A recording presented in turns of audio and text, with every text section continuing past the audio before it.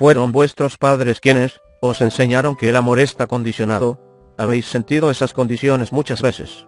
Y esa es la experiencia que habéis interiorizado en vuestras relaciones amorosas. Es también la experiencia que me aplicáis a mí. Y a partir de esta experiencia, extraéis vuestras conclusiones sobre mí.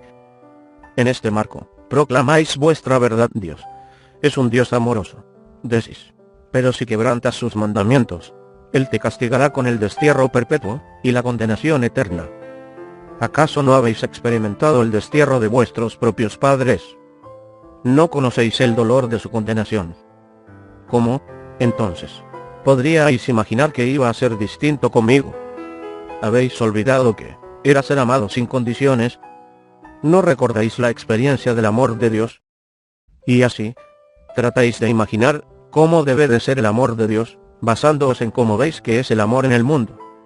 Habéis proyectado en Dios el papel de Padre, y, en consecuencia, habéis salido con un Dios que juzga y premia o castiga, en base a lo buenos que crea que habéis sido hasta ese momento.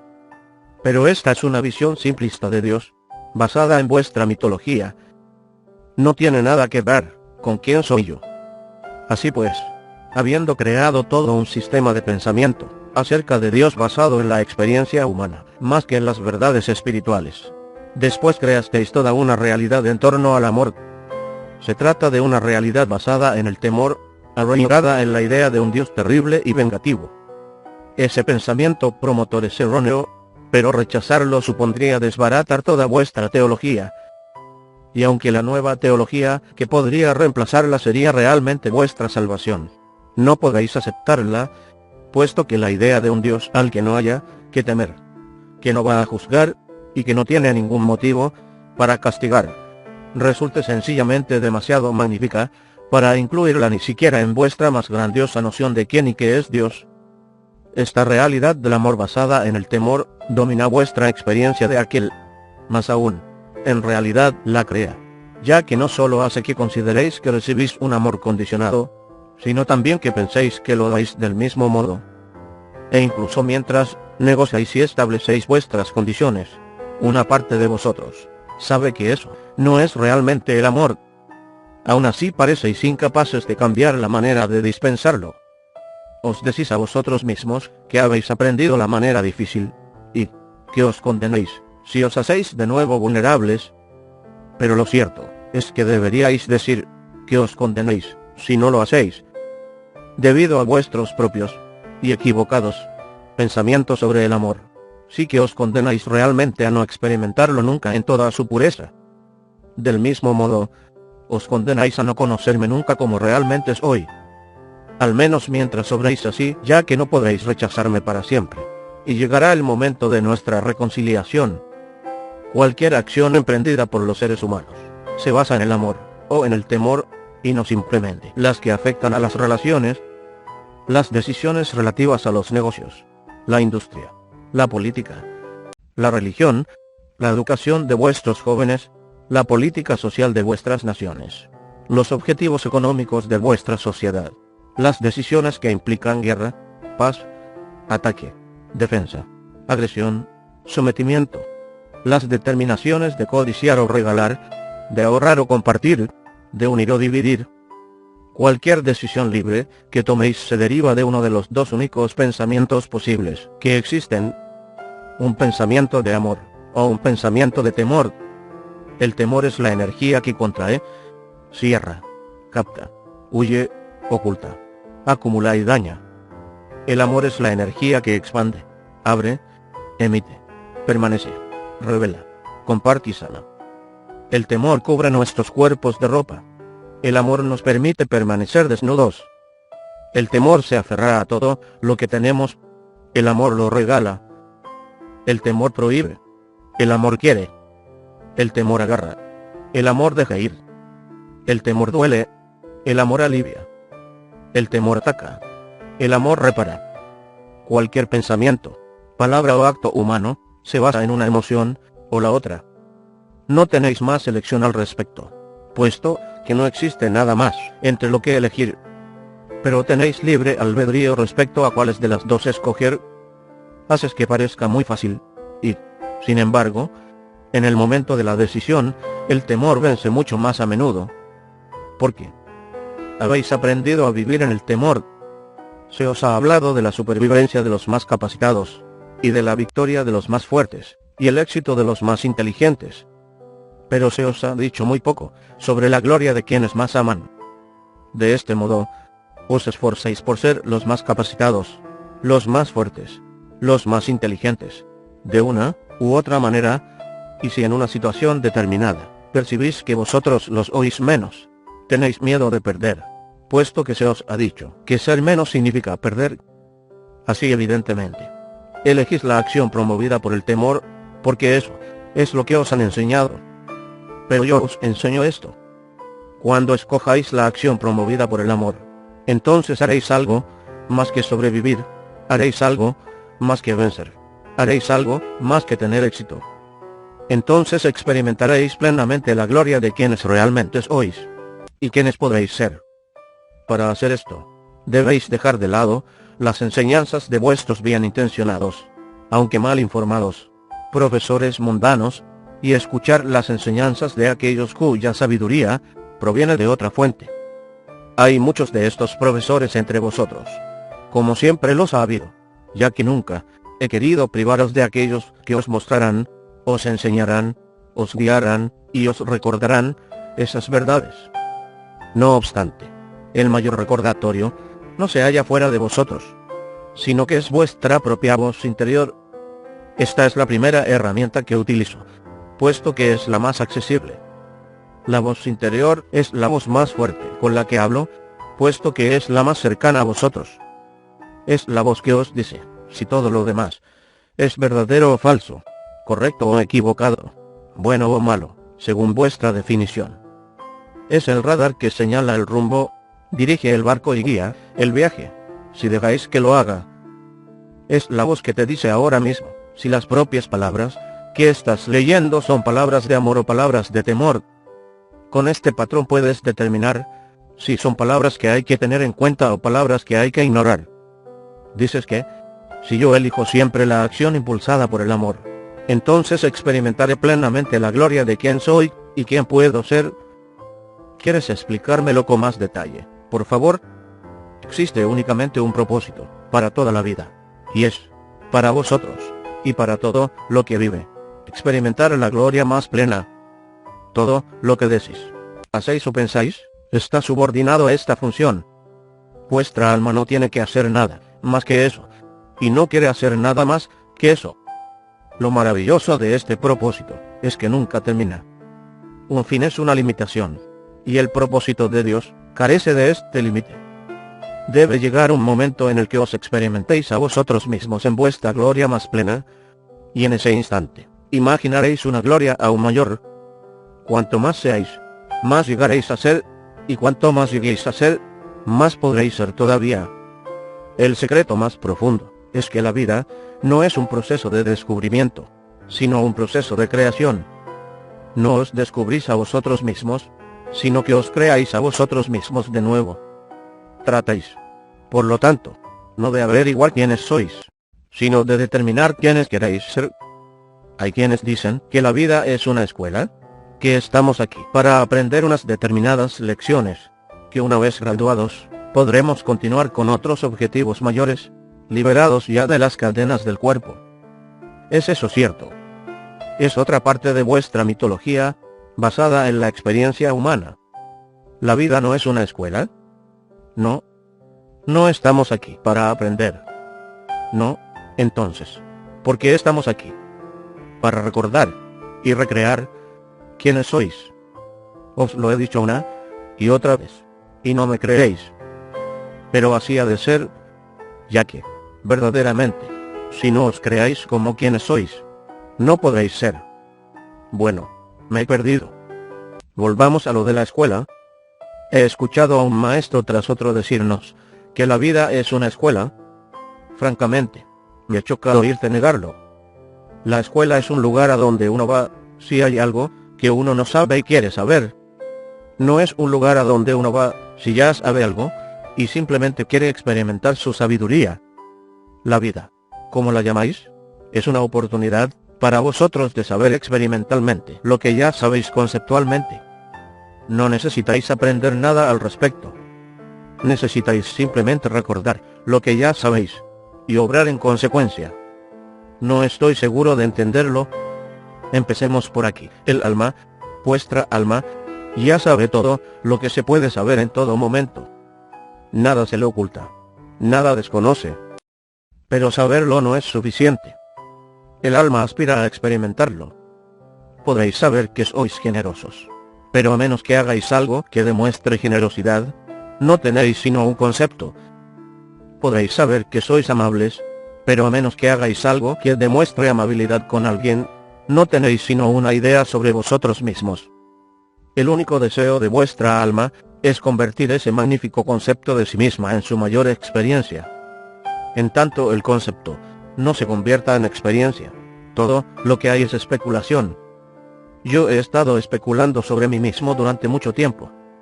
Más del que tú y yo podríamos recordar conjuntamente. Más que la edad de universo multiplicada por sí misma. Ve, pues, qué jóvenes, qué nueva es mi experiencia de mí mismo. Me he perdido de nuevo. Tu experiencia de ti mismo. Sí. Permíteme que te lo explique de este modo. En el principio, lo que es era todo lo que había, y no había nada más. Pero todo lo que es, no podía conocerse a sí mismo, pues todo lo que es era todo lo que había, y no había nada más. Así, todo lo que es, no era, ya que, en ausencia de cualquier otra cosa, todo lo que es no es. Este es el gran es no es al que han aludido los místicos, desde el principio de los tiempos. Ahora bien, todo lo que es, sabía que era todo lo que hay, pero eso no era suficiente, puesto que solo podía conocer su total magnificencia conceptualmente, no experiencialmente. Sin embargo, es la experiencia de sí mismo lo que anhelaba, puesto que quería saber, que le apetecía ser tan magnífico. Aún así eso era imposible, ya que el propio término magnífico es su término relativo. Todo lo que es no podía saber, que le apetecía ser magnífico, a menos que lo que no es lo descubriera. En ausencia de lo que no es, lo que es no es. ¿Lo entiendes? Creo que sí. Continúa. De acuerdo. Lo único que todo lo que sabía es que no había nada más. Así no podía, ni lograría nunca conocerse a sí mismo desde un punto de referencia exterior a sí mismo. Dicho punto de referencia no existía. Solo existía un punto de referencia, y era el único lugar interior. Él es, no es. El soy no soy. Aún así, el todo de todo decidió conocerse experimentalmente. Esta energía, pura, invisible, inaudible, inobservada, y, por lo tanto, desconocida por cualquier otra energía, decidió experimentarse a sí misma como la total magnificencia que era. Para ello, se dio cuenta de que habría de utilizar un punto de referencia interior. Se hizo el razonamiento, totalmente correcto, de que cualquier parte de sí mismo había de ser necesariamente menos que el total, y, por tanto, si simplemente se dividía a sí mismo en partes, cada parte, al ser menos que el total, podría mirar al resto de sí mismo, y ver su magnificencia. Así, todo lo que es, se dividió a sí mismo, convirtiéndose, en un momento glorioso, en lo que es esto, y lo que es aquello. Por primera vez, existían esto y aquello completamente separados lo uno de lo otro. Y aún así, existían simultáneamente, tal como sucedía con todo lo que no era ninguno de los dos. Así, de repente existían tres elementos. Lo que está aquí, lo que está allí, y lo que no está ni aquí ni allí, pero que debe existir, para que aquí y allí existan. Es la nada, la que sostiene al todo. Es el no espacio, el que sostiene al espacio. Es el todo el que sostiene a las partes. ¿Lo entiendes? ¿Me sigues? Creo que sí, realmente. Lo creas o no, lo has ilustrado de una forma tan clara que creo que verdaderamente lo entiendo. Voy a ir más lejos. Esta nada que sostiene al todo, es lo que algunas personas llaman Dios. Pero eso tampoco resulta acertado, puesto que sugiere que existe algo que Dios no es. A saber, todo lo que no es nada. Pero yo soy todas las cosas, visibles e invisibles, de modo que esta descripción de mí como el gran invisible, la nada, el no espacio, una definición de Dios esencialmente mística, al modo oriental, no resulta más acertada que la descripción esencialmente práctica, al modo occidental, de Dios como todo lo visible.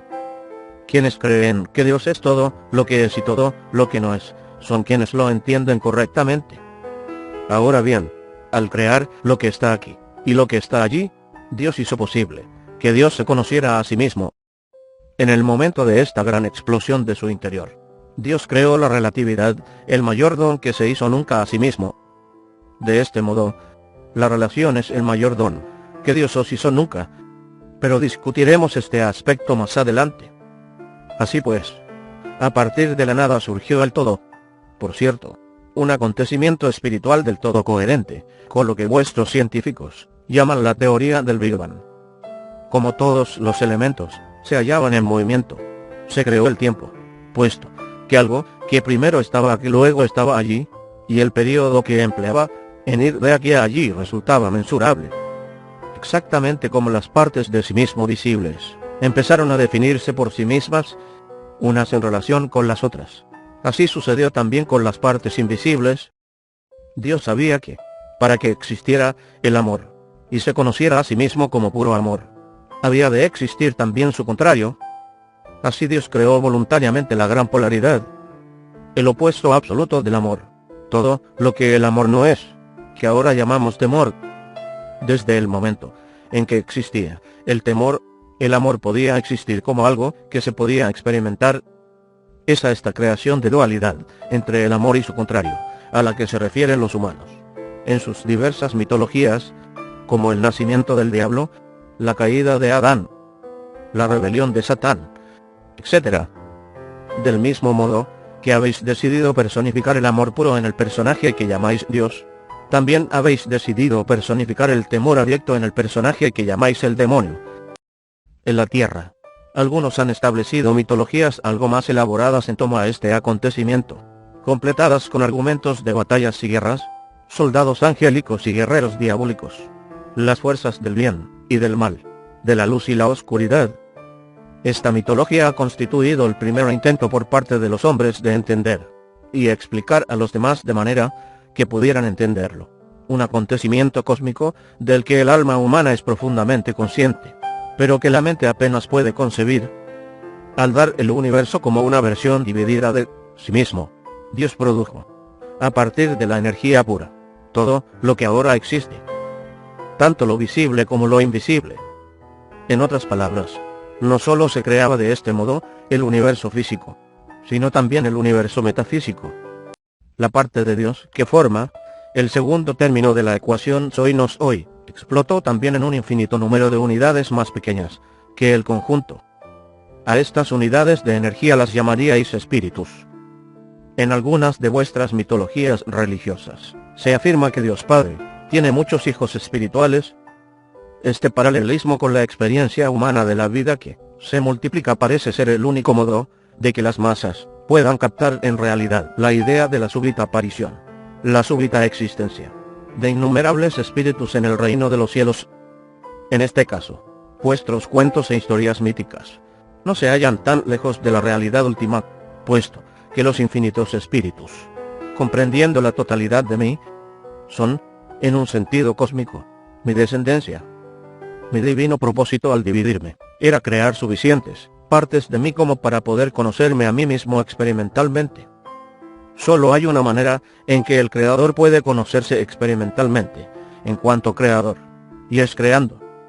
Así, di a cada una de las innumerables partes de mí, a todos mis hijos espirituales, el mismo poder de crear que yo poseo en su totalidad. A eso es a lo que se refiere vuestra religión cuando afirma que fuisteis creados a imagen y semejanza de Dios. Esto no significa, como han dicho algunos, que nuestros cuerpos físicos fueran iguales, aunque Dios puede adoptar cualquier forma física que quiera para un determinado propósito. Significa que nuestra esencia es la misma. Estamos hechos de la misma sustancia, somos la misma sustancia, con las mismas propiedades y capacidades. incluyendo la capacidad de crear realidad física de un soplo. Mi propósito al crearos a vosotros, mi descendencia espiritual, era conocerme a mí mismo como siendo Dios. No tenía modo de hacerlo, salvo a través de vosotros. Así, se puede decir, y se ha dicho muchas veces, que mi propósito respecto a vosotros, es que vosotros, os conozcáis como siendo yo. Esto parece extraordinariamente simple, pero resulta muy complejo, ya que solo hay un modo de conoceros como siendo yo, y es conoceros primero como siendo no yo. Ahora, trata de seguirme, esfuérzate por no perder el hilo, ya que el asunto se hace más sutil. ¿Listo? Creo que sí. Bien. Recuerda que me has pedido esta explicación. Has estado esperándola durante años, y me la has pedido en términos profanos, no en doctrinas teológicas o teorías científicas. Sí. Soy consciente de lo que te he pedido. Y tal como la has pedido te la voy a dar. Ahora bien, para simplificar las cosas, voy a utilizar vuestro modelo mitológico de los hijos de Dios como la base de mi exposición, ya que se trata de un modelo con el que estáis familiarizados, y en muchos aspectos, no resulta tan lejano. Así, volvamos a cómo se desarrolla este proceso de autoconocimiento. Solo había un modo de que yo motivara a todos mis hijos espirituales a conocerse a sí mismos como partes de mí, y era simplemente diciéndoselo.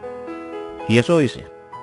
Pero, como puedes ver, no era suficiente para el espíritu conocerme simplemente como siendo Dios, o parte de Dios, o hijo de Dios, o heredero del reino, o cualquier mitología que quieras utilizar.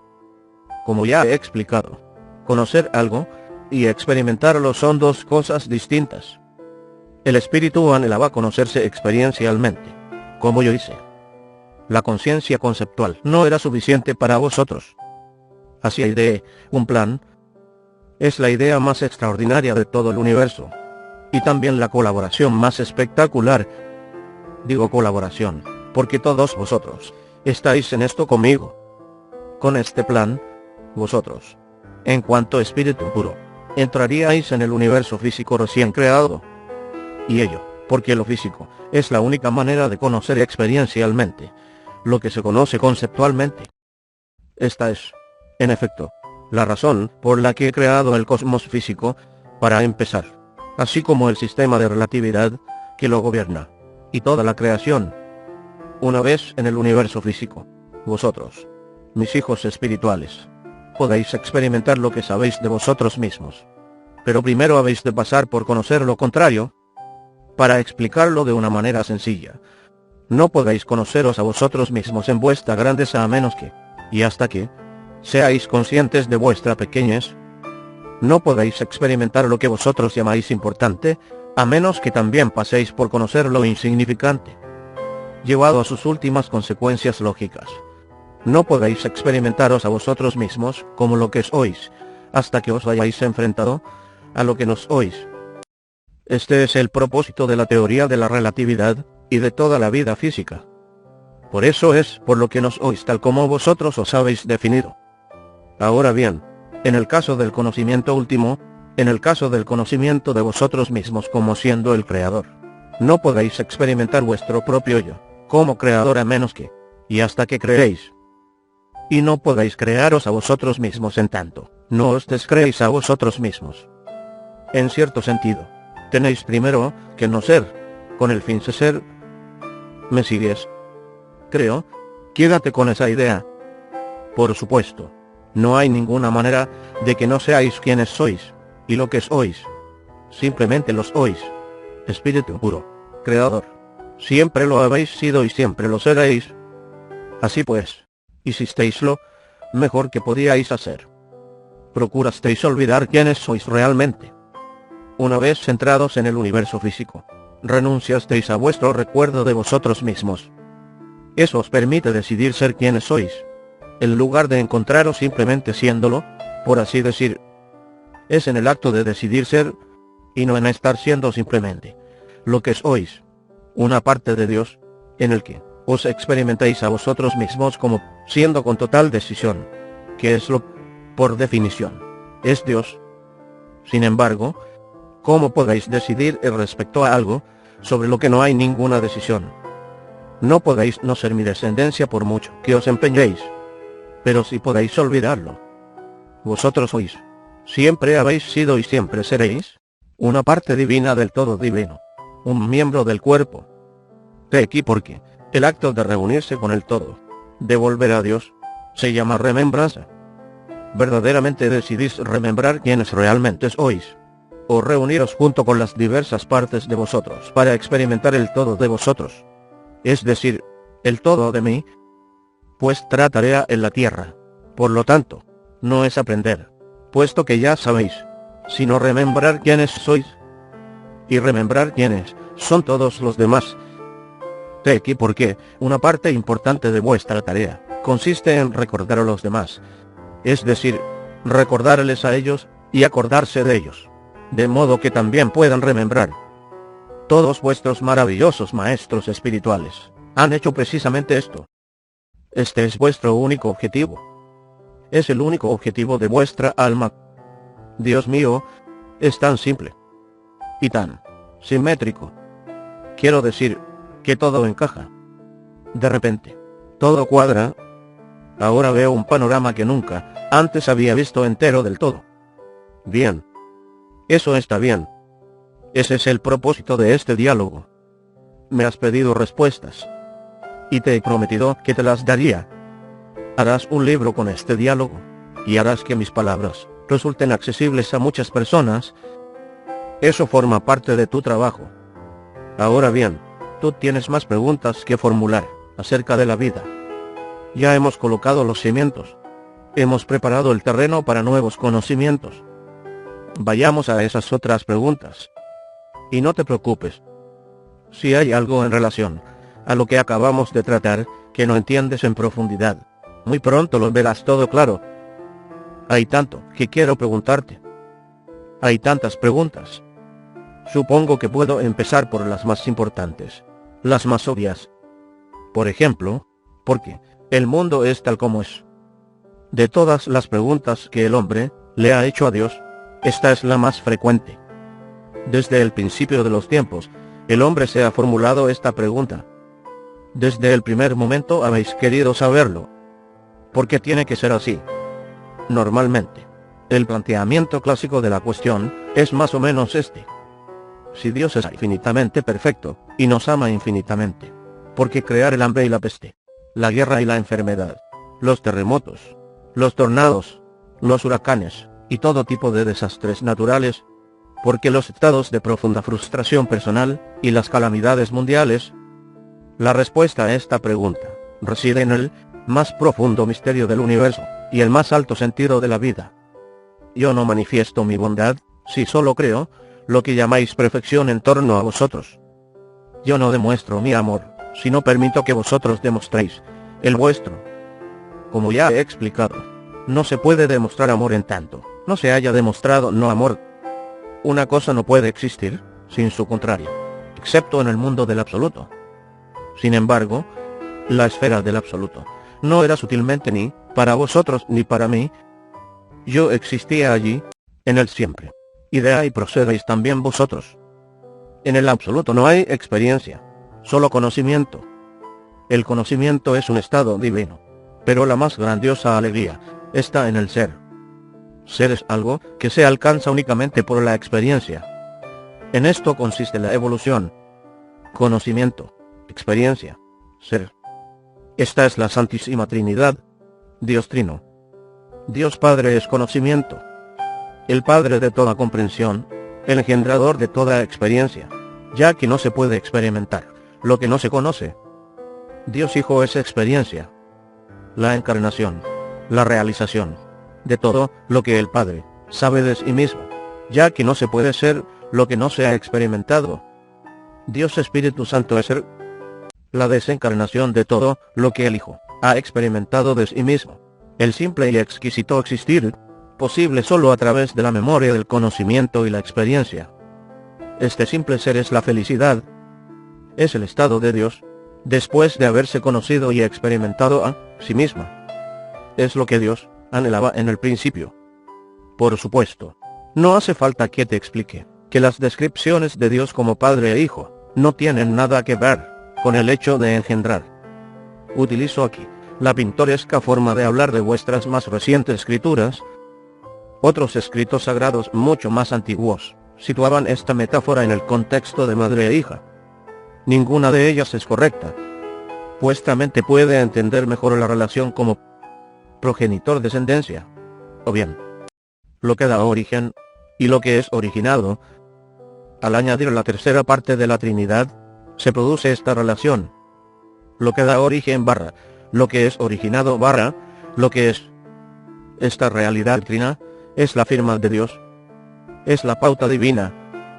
Esta característica de 3 en 1 se encuentra por doquier en las esferas de lo sublime. No se puede escapar a ella en las cuestiones que tratan del tiempo y el espacio, Dios, y la conciencia, o cualquier relación sutil. Por otra parte, no se puede hallar esta verdad trina en ninguna de las relaciones ordinarias de la vida. La verdad trina es reconocida en las relaciones sutiles de la vida por todo aquel que se ocupe de tales relaciones. Algunos de vuestros teóricos de la religión han desconocido la verdad trina como Padre, Hijo y Espíritu Santo. Algunos de vuestros psiquiatras utilizan los conceptos de superconsciente, consciente y subconsciente. Algunos de vuestros espiritualistas hablan de mente, cuerpo y espíritu. Algunos de vuestros científicos aluden a energía, materia y éter. Algunos de vuestros filósofos dicen que una cosa no es verdadera hasta que lo es de pensamiento, palabra y obra. Cuando habláis del tiempo, os referís solo a 3 tiempos: pasado, presente y futuro. Del mismo modo, vuestra percepción se compone de 3 momentos: antes, ahora y después. En términos de relaciones espaciales, tanto si consideráis distintos puntos en el universo, como si es en vuestra propia habitación, reconocéis 3 aspectos: aquí, allí, y el espacio intermedio entre ambos. En cuanto a las relaciones ordinarias, no reconocéis ningún intermedio. Y ello, porque las relaciones ordinarias son siempre díadas, mientras que las relaciones de orden superior son invariablemente tríadas. Así tenéis derecha izquierda, arriba abajo, grande pequeño, rápido lento, caliente frío, y la mayor díada jamás creada, macho hembra. En tales díadas no existen intermedios. Cualquier cosa es, o una cosa, o la otra, o una versión mayor o menor en relación con una de esas polaridades. En el ámbito de las relaciones ordinarias, no puede existir nada conceptualizado, sin que exista la conceptualización de su contrario. La mayor parte de vuestra experiencia cotidiana se basa en esta realidad. En el ámbito de las relaciones sublimes nada de lo que existe tiene su contrario. Todo es uno, y todo progresa de lo uno a lo otro en un círculo infinito. El tiempo es como el ámbito de lo sublime. En el, lo que llamáis pasado, presente y futuro, existe de modo interrelacional. Es decir, no hay contrarios, sino más bien partes del mismo todo, progresiones de la misma idea, ciclos de la misma energía, aspectos de la misma verdad inmutable. Sí, a partir de aquí, llegas a la conclusión de que el pasado, el presente y el futuro existen al mismo tiempo. Estarás en lo cierto. Sin embargo, no es este el momento de tratar de esto. Nos ocuparemos de ello con mucho más detalle cuando exploremos plenamente el concepto de tiempo, lo que haremos más tarde. El mundo es tal como es, porque no podría ser de ninguna otra manera, y seguir existiendo en la esfera ordinaria de lo físico. Los terremotos y los huracanes, las inundaciones y los tornados, y todos los acontecimientos que llamáis desastres naturales no son, sino movimientos de los elementos de una polaridad a la otra. El ciclo nacimiento-muerte forma también parte de este movimiento. Estos son los ritmos de la vida, y en la realidad ordinaria todo está sujeto a ellos, puesto que la propia vida es un ritmo. Es una onda, una vibración, una pulsación del mismo corazón de todo lo que es. El malestar y la enfermedad son los contrarios de la salud y el bienestar, y se manifiestan en vuestra realidad a petición vuestra. No podéis caer enfermos, si a un determinado nivel, no lo provocáis vosotros mismos, y podéis estar bien de nuevo en un cierto momento simplemente decidiendo estarlo. Los estados de profunda frustración personal son respuestas que habéis elegido, y las calamidades mundiales son el resultado de la conciencia mundial. Tu pregunta implica que yo decido tales acontecimientos, que ocurrirían por mi voluntad y mi deseo, pero yo no provoco estas cosas. Simplemente os observo a vosotros hacerlo, y no hago nada para detenerlas, porque obrar así sería coartar vuestra voluntad. Además, ello os privaría de la experiencia de Dios, que es la experiencia que vosotros y yo hemos elegido juntos. No condenes, pues, todo aquello que llamarías malo en el mundo. En lugar de ello, pregúntate qué es lo que consideras malo, y, en su caso, qué puedes hacer para cambiarlo. Investiga en ello, preguntándote, ¿qué parte de mí mismo quiero experimentar ahora, ante esta calamidad?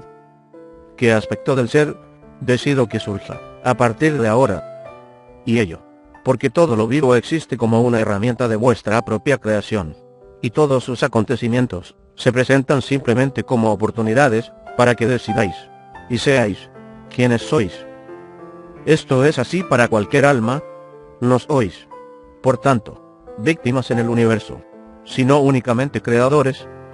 Todos los maestros que han caminado por este planeta lo han sabido, y ello porque, no importa qué maestro se mencione, ninguno se veía a sí mismo como víctima, aunque muchos fueron realmente crucificados. Cada alma es un maestro, aunque algunas no recuerden sus orígenes o su herencia. Cada uno crea, en cada momento, la situación y la circunstancia apropiadas para su objetivo más elevado, y su proceso de recuerdo más rápido. No juzgues, pues, el camino kármico que recorre otra persona. No envidies su éxito, no compadezcas su fracaso, puesto que no sabes qué es éxito y qué es fracaso en los cálculos del alma. No llames a algo calamidad, ni feliz acontecimiento, hasta que decidas, o compruebes, cómo es utilizado, ya que es una calamidad la muerte de uno, si con ello salva las vidas de miles. Y es una vida, un feliz acontecimiento, cuando ésta solo ha provocado dolor. Sin embargo, aunque no juzgues, mantén siempre tu propio criterio, y deja que los demás sigan el suyo. Esto no significa que debas ignorar una petición de ayuda, ni la tendencia de tu alma a procurar cambiar una circunstancia o condición determinada. Significa que has de evitar las etiquetas y los juicios. Hagas lo que hagas. Para cada circunstancia hay un don, y en cada experiencia se oculta un tesoro. Había una vez un alma que sabía que ella era la luz. Era un alma nueva, y, por lo tanto, ansiosa por experimentar. Soy la luz, decía. Soy la luz. Pero todo lo que supiera al respecto, y todo lo que dijera al respecto, no podían sustituir a la experiencia. Y en la esfera de la que surgió esta alma no había, sino la luz. Todas las almas eran grandiosas, todas las almas eran magníficas, y todas las almas brillaban con el brillo imponente de mi propia luz. Así, la pequeña alma en cuestión era como una vela en el sol. En medio de la más grandiosa luz, de la que formaba parte, no podía verse a sí misma, ni experimentarse a sí misma como quien, y lo que realmente era. Sucedía que esta alma anhelaba una y otra vez conocerse a sí misma. Y tan grande era su anhelo, que un día le dije: ¿sabes, pequeña, qué deberías hacer para satisfacer este anhelo tuyo? ¿Qué? Dios mío, quiero hacer algo, me dijo la pequeña alma. Debes separarte del resto de nosotros, respondí, y luego debes surgir por ti misma en la oscuridad. ¿Qué es la oscuridad, santo?, preguntó la pequeña alma. Lo que tú no eres, le respondí, y el alma lo entendió. Y eso hizo el alma, apartándose del todo, e incluso yendo hacia otra esfera. En esta esfera, el alma tenía la facultad de incorporar a su experiencia todo género de oscuridad. Y así lo hizo. Pero en medio de toda aquella oscuridad, gritó: Padre, Padre, ¿por qué me has abandonado? Igual que vosotros en vuestros momentos más negros. Pero yo nunca os he abandonado, sino que estoy siempre a vuestra disposición, dispuesto a recordaros quiénes sois realmente. Dispuesto, siempre dispuesto, a recibiros en casa. Así pues, sé la luz en la oscuridad, y no la maldigas. Y no olvides quién eres mientras dura tu rodeo por el camino de lo que no eres. Pero alaba la creación, aunque trates de cambiarla. Y sabe que lo que hagas en los momentos de más dura prueba puede ser tu mayor triunfo, ya que la experiencia que creas es una afirmación de quién eres y de quién quieres ser. Te he explicado esta historia, la parábola de la pequeña alma y el sol, a fin de que puedas entender mejor por qué el mundo es como es, y cómo puede cambiar en un instante en el momento en que cada uno recuerde la divina verdad de su más alta realidad. Ahora bien, hay quienes dicen que la vida es una escuela, y que todo lo que uno observa y experimenta en su vida es para que aprenda. Ya he hablado de ello antes, pero nuevamente os digo, no habéis venido a esta vida a aprender nada. Solo tenéis que manifestar lo que ya sabéis. Al manifestarlo, lo realizaréis y os crearéis a vosotros mismos de nuevo, a través de vuestra experiencia. Así pues, justificad la vida y dotadla de objetivo. Hacedla sagrada. Estás diciendo que todo lo malo que nos sucede, lo hemos elegido nosotros. Significa eso, que incluso las calamidades y los desastres son, a un cierto nivel, creados por nosotros, a fin de que podamos experimentar lo contrario de quienes somos. Y, si es así, no hay una manera menos dolorosa para nosotros mismos, y para los demás, de crearnos las oportunidades de experimentamos a nosotros mismos,